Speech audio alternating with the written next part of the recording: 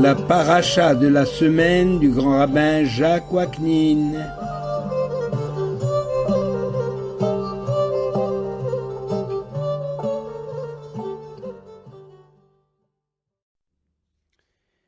Chers amis, bonjour. La paracha Vaïgash. Jacob envoie ses fils en Égypte pour chercher de la nourriture. Présentés à Joseph, qu'ils ne reconnaissent pas, les frères sont soumis à un interrogatoire et finalement accusés d'être des espions. Pour preuve de leur loyauté, Joseph leur demande de lui amener leur jeune frère Benjamin. Judas arrive à convaincre Jacob de laisser partir Benjamin. Joseph donne ordre à ses hommes de mettre sa coupe dans le sac du petit frère. Arrêtés à la douane, ils sont ramenés devant Joseph qui décide de retenir Benjamin. C'est alors que Judas se sent obligé d'employer tous ses talents d'oratoire pour libérer son petit frère. Dans la paracha Vaïgash de cette semaine, Judas affronte Joseph, tout en se faisant très humble et soumis en apparence. Que ton serviteur fasse entendre une parole, que ta colère n'éclate pas, car tu es l'égal du Pharaon. Lorsque Joseph demande « Avez-vous encore un père ou un frère ?»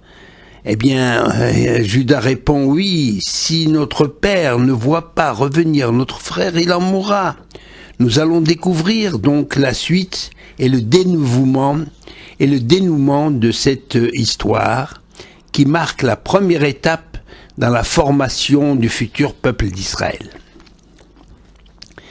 Avec la paracha Vaïgash, l'histoire de Joseph va connaître un nouveau tournant. Avec des moments d'intense tension et de maints rebondissements, mais aussi de grandes émotions. Derrière cette façade de l'affrontement entre deux frères, il s'agit en réalité d'une confrontation entre deux conceptions de la vocation du futur peuple choisi par Dieu pour répandre le message divin dans le monde. Deux conceptions différentes de l'acheminement vers la rédemption, deux étapes complémentaires qui ont pris les noms de Messie, fils de David, et Messie, fils de Joseph. Ce problème de la lutte pour le pouvoir, afin d'infléchir la vie d'un peuple et celle de l'humanité tout entière, n'est pas nouveau, et il perdure encore aujourd'hui, sous nos yeux, au sein de toutes les nations, au travers des élections dans les pays démocratiques ou par l'emploi de la terreur et de la force ailleurs. Ce phénomène est apparu avec la confrontation entre les premiers frères Caïn et Abel, qui s'est terminée par le meurtre d'Abel. On la retrouve au niveau des enfants d'Abraham avec Isaac et Ismaël, puis au niveau de ceux d'Isaac, Jacob et Ésaü, et enfin, en ce qui concerne les débuts du peuple juif, la confrontation entre Joseph et Judas. Lorsque la Torah écrit, alors Judas s'avança vers lui en disant « De grâce Seigneur, que ton serviteur fasse entendre une parole aux oreilles de mon maître, et que ta colère ne s'enflamme pas, etc. » La Torah emploie le mot « Vaïgash » pour dire que Judas s'est avancé vers le vice-roi de l'Égypte avec des intentions de paix, de consolation et de sacrifice de soi. Le Zohar définit cette rencontre entre Judas et Joseph, elle la compare à celle d'un roi et d'un tzaddik qui entraîne des bienfaits pour le monde et, en ce qui concerne notre problème présent, la rencontre qui a rétabli la paix entre les frères et redonné le goût de la vie, de vivre à leur père. Pour quelle raison Judas est parmi les frères celui qui a senti le devoir de prendre l'initiative de dénouer la situation.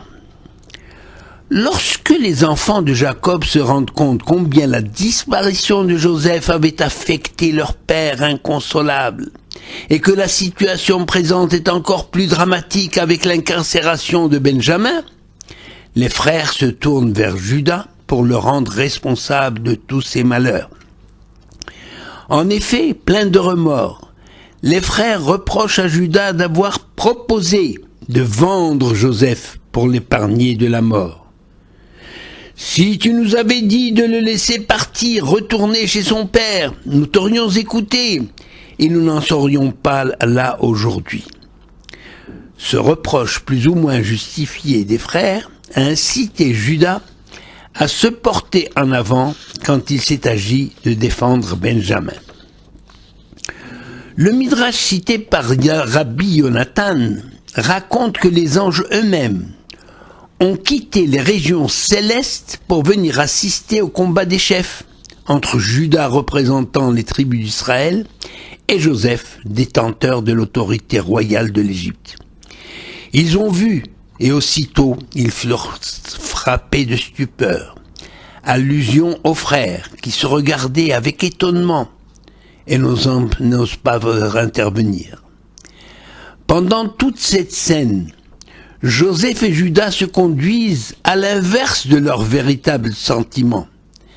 Alors que lorsque Joseph s'apprête à se dévoiler à ses frères et à donner libre cours à toute son émotion, il fait d'abord sortir tout le monde. Judas, lui, est obligé de surveiller son langage. Et le débat se déroule devant tous les dignitaires de l'Égypte. Aux paroles dures de Joseph, refoulant intentionnellement ses sentiments de tendresse, Judas réplique avec des paroles de douceur en apparence, qui pénètrent jusqu'au fond du cœur de Joseph, avec des sous-entendus menaçants dont le vice-roi saisit le sens et en ressent un profond désarroi. Le texte insiste sur le fait que Judas parle aux oreilles de son maître. Il s'est approché de lui, bousculant le protocole pour bien se faire comprendre et pour que ses paroles ne soient pas déformées malgré la présence d'un traducteur. Judas est certain d'être compris grâce à l'intonation de sa voix et les tournures de son langage. Bien des siècles plus tard, la même situation se reproduit. Ça veut dire ça n'a rien d'exceptionnel. Au début du siècle dernier, le ministre lituanien de l'Éducation décide que les yeshivot, c'est-à-dire l'Institut d'études talmudiques, doivent introduire dans leur cursus un programme d'études générales, comme dans les écoles d'État. Cette mesure aurait mis fin au caractère spécifique de ces institutions traditionnelles. Alors on a fait appel au Chafetz Chaim, la plus haute autorité de l'époque, et ce Chafetz Chaim, déjà âgé, qui ne parlait que le yiddish, se lance dans un discours avec tant de ferveur et de conviction que le ministre lituanien, qui ne connaît pas le moindre mot en yiddish, n'attendit pas la traduction pour annuler le décret en disant « Pas besoin de traduction, j'ai tout compris ». Judas donc comptait sur la finesse de jugement et l'intelligence du vice-roi pour être certain d'être compris. En fait, Joseph découvre dans le discours de Judas bien des réponses à ses interrogations concernant la suite des événements après sa vente par ses frères. À la question que tout le monde se pose, et comment se fait-il que Joseph, devenu vice-roi d'Égypte, n'ait pas cherché à informer son père, dont il peut imaginer la douleur, que lui, Joseph, est encore en vie?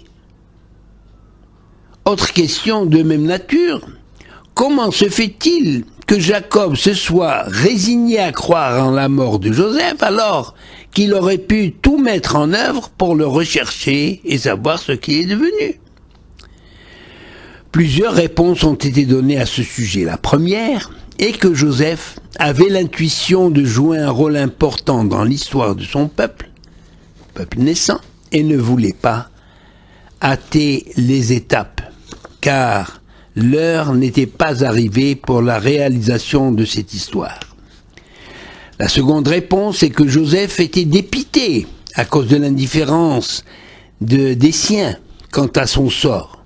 Si son père Jacob avait entrepris une démarche quelconque pour retrouver la trace de son fils, Joseph, on aurait entendu parler grâce à ses services de renseignement dont il dispose dans tout le pays. Il aurait détecté la moindre volonté de son père de le retrouver.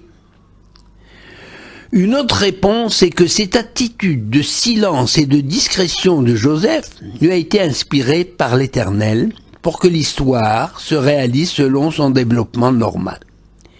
Et encore une autre réponse est que Joseph n'a pas voulu porter la responsabilité de faire venir son père en Égypte, dans cette terre d'impureté. Nos sages confirment cette dernière explication en disant que Jacob a exprimé des réticences à descendre en Égypte pour la même raison. Il a fallu les encouragements prodigués par l'Éternel pour le décider. Il est écrit en effet dans chapitre 46 au verset 3, Al tiram mirda Mitzrayma, ne crains pas de descendre en Égypte, c'est Dieu qui parle, car je t'y ferai devenir une grande nation, moi-même je descendrai avec toi en Égypte et moi-même je t'en ferai remonter. Jacob savait que sa descente en Égypte marquait le début de l'exil, mais il avait pensé que l'exil se déroulerait dans un autre pays moins dur et moins dépravé. Il craignait que ses descendants ne pourraient pas supporter le poids de l'esclavage ou ne puissent pas supporter l'esclavage dans une terre de perdition. Mais l'Éternel le rassure sur ce point également, lui disant qu'en Égypte, il n'y aura pas de mariage mixte, les Égyptiens refusant de manger avec les Hébreux. L'Éternel aurait laissé entendre à Abraham, lors de l'annonce des épreuves qui attendaient ses descendants, que son attitude sera constante envers les enfants d'Israël. Ce n'est pas seulement en Égypte que l'Éternel sera avec son peuple. En toute occasion, l'Éternel est prêt à fournir son aide si nous voulons aller de l'avant, progresser dans tous les domaines et surtout, si nous sommes persuadés que le chemin est toujours ouvert vers un niveau plus élevé. Joseph est à l'image de son père. Il est hanté par ce même souci de la préservation de l'identité juive, tant grande est la tentation de la facilité de vouloir s'intégrer. Lui-même, a dû employer des forces surhumaines de résistance pour ne pas succomber au faste et aux mœurs dissolues de l'Égypte. On comprend mieux pour quelles raisons il conseille à ses frères de déclarer qu'ils sont des bergers, justement parce que les bergers ne sont pas en odeur de sainteté chez les Égyptiens, et cela afin de les tenir à l'écart du pouvoir, suite aux propositions du Pharaon. La libération d'Égypte a d'ailleurs été méritée par l'action des femmes juives vertueuses. C'est par le mérite des Hébreux. Donc le mérite des femmes vertueuses et aussi par le mérite des Hébreux de n'avoir pas changé de langue, n'avoir pas changé de nom, n'avoir pas changé de vêtements spécifiques. Et le même phénomène se retrouve aujourd'hui chez les chassidim, dont on ne peut pas affirmer qu'ils soient tous des saints. Mais le fait de porter un habit spécifique les empêche d'avoir certaines attitudes en public et les maintient dans le giron de la tradition. Donc, c'est par ce mérite que nos ancêtres ont été sauvés d'Égypte. Les craintes de Jacob sont apaisées donc par la promesse d'intervention de l'Éternel, lui annonçant que la sortie d'Égypte aura bien lieu, signe de la survie du peuple juif. Alors, on peut se poser la question, quel est le point fort de la plaidoirie de Judas ? Le discours de Judas, véritable plaidoirie qui s'étend sur 26 versets, se divise en 3 parties. Il y a d'abord les récits des événements survenus jusqu'alors, les conséquences à en tirer et en dernier les propositions et la requête. Nous avons là un modèle de plaidoirie vivant et efficace. D'abord rappeler les faits, mais ce qui est connu, même ceux qui sont connus de l'interlocuteur, en l'impliquant par des paroles qu'il aurait prononcées. Tu as dit, nous avons dit, les choses se sont passées ainsi. Le discours devient ainsi une protestation d'un innocent injustement accusé ou la révolte d'un homme qui se sent attiré dans un piège et qui a le courage de le proclamer ouvertement. Puis dans un deuxième temps, Judas essaye d'éveiller des sentiments de pitié. Il parle de la vieillesse de Jacob, de l'attachement qu'il a pour ce fils qui reste après avoir été durement éprouvé par la mort atroce de l'autre fils, et que sa vie ne tient que par l'amour qu'il porte au dernier de ses enfants, son âme étant attachée à celle de Benjamin. Tous ces arguments semblent laisser de marbre le vice-roi d'Égypte. En effet, toute l'attitude de Joseph, non reconnue par ses frères, était justement animée par un seul souci, savoir si les frères avaient pris conscience de leur forfait et s'ils avaient changé en regrettant leur acte envers lui. Joseph avait le moyen de les juger par rapport à leur attitude vis-à-vis du petit frère Benjamin. Une dernière fois, Judas essaye de toucher le cœur de l'homme en face de lui, lui rapportant les paroles de Jacob, le père inconsolable.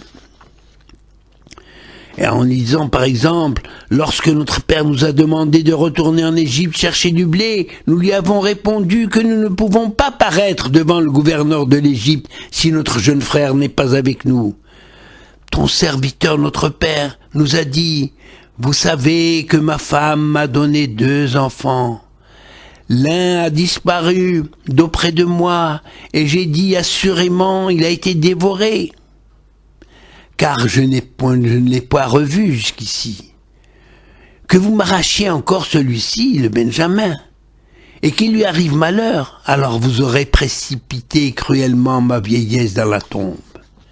Et maintenant, si je retourne chez ton serviteur, mon père, sans être accompagné du jeune homme, à l'âme duquel son âme est attachée, il mourra certainement. Et tes serviteurs auront fait descendre les cheveux blancs de notre père dans la tombe. La plaidoirie va s'achever sur une note tout à fait nouvelle et significative que Joseph attendait comme preuve du changement intervenu chez ses frères.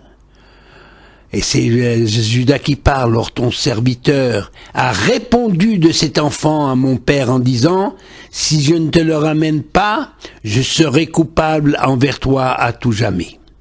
Donc de grâce que ton serviteur prenne la place du jeune, esclave de mon Seigneur, et que le jeune reparte avec ses frères. Joseph fut réconforté par toutes ces paroles qu'il vient d'entendre et juge que l'épreuve n'a pas besoin d'être prolongée. Il a vu chez les frères que le sens de la solidarité qui doit régner dans la famille, au sein de la famille, est revenu au point de se dévouer entièrement pour sauver un frère et l'honneur de toute la famille. Il fit sortir tout le monde pour ne pas infliger à ses frères d'être humiliés publiquement. Anochi Yosef, je suis Joseph. Cette parole a sonné comme un coup de tonnerre, au point que les frères furent frappés de stupeur, ne sachant que dire. Nos sages disent à ce propos, « Malheur à nous au jour du jugement dernier ». Les frères de Joseph ont été frappés de stupéfaction à l'annonce de leur frère. Quelle sera notre consternation lorsque le Tout-Puissant nous révélera la condition de notre être, notre attrait pour les vanités de ce monde et pour les valeurs éphémères dictées par nos instincts corporels. Après la joie des retrouvailles, les frères sont envoyés chercher leur père Jacob pour venir s'installer en Égypte, à l'invitation du Pharaon. En effet, Joseph est rassuré. Ses frères ont fait teshuva. Il peut désormais compter sur leur loyauté. La famille a retrouvé son unité et la contribution du peuple de Dieu à l'avènement de l'ère messianique et de la réalisation de l'humanité va véritablement commencer. En effet, la conception, aussi bien celle de Joseph, symbole du Messie de Joseph, fils de Joseph, et que celle des frères représentant l'avènement du Messie, fils de David, sont complémentaires, l'une ne pouvant faire l'abstraction de l'autre.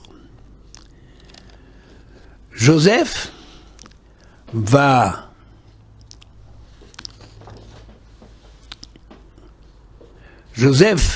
ne put se contenir, il fait sortir tout le monde et se fait reconnaître de ses frères en demandant si le père vivant, mais les frères ne purent répondre tant ils sont frappés de stupéfaction.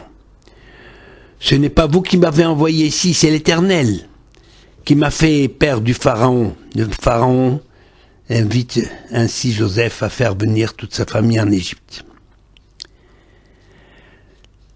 Dans cette confrontation,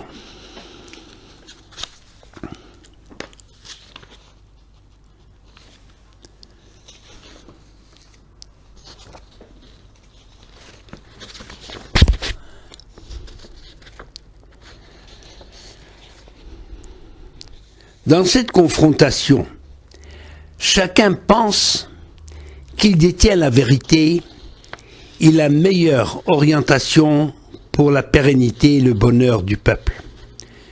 Pour pouvoir voter pour le choix du meilleur candidat à la direction d'un peuple, il nous faut connaître son programme, ses aptitudes à le réaliser. Or, que savons-nous des deux personnages, de leur caractère, de leur envergure? L'auteur de Or Gedaliahu cite un très beau midrash basé sur un verset du prophète Amos 9.13. Ineyamim bayim, etc. Voici les jours viennent, dit l'Éternel, où le laboureur sera suivi par le moissonneur, et celui qui foule le raisin se rencontrera avec celui qui répand la semence. Alors les montagnes couleront des fleuves de vin nouveau. Des montagnes couleront des fleuves de vin nouveau. Le Midrash dit, le laboureur, c'est Yehuda, c'est Juda, et le moissonneur, Joseph. Celui qui foule le raisin, c'est Juda. Ce Midrash peut être interprété à plusieurs niveaux, tous fondés sur l'idée que chaque être humain a sa propre approche de la vie, de sa relation à l'Éternel, et du rôle qu'il peut remplir au cours de son existence. C'est ainsi qu'il faut comprendre les bénédictions de Juda à ses enfants. Chacun selon son ADN, son caractère propre. Certains sont comparés aux laboureurs qui retournent la terre pour la rendre fertile et productive, aptes à recevoir la semence et la faire germer, tandis que d'autres sont comme le moissonneur qui récolte le produit de la terre. Le Midrash établit ainsi la différence entre Juda et Joseph, ce qui explique à merveille l'origine de la querelle née entre Joseph et ses frères. Joseph est l'homme des rêves qui se sent directement lié à Dieu. Tout ce qu'il entreprend débouche sur une réussite. Il n'est pas affecté par les événements. Dieu décide ce qui est bon. Alors Joseph est jeté dans le puits, vendu aux Ismaélites. Il est perdu dans ses pensées. Résister au mal et à la tentation ne pose pas de problème, car Dieu est présent dans son cœur.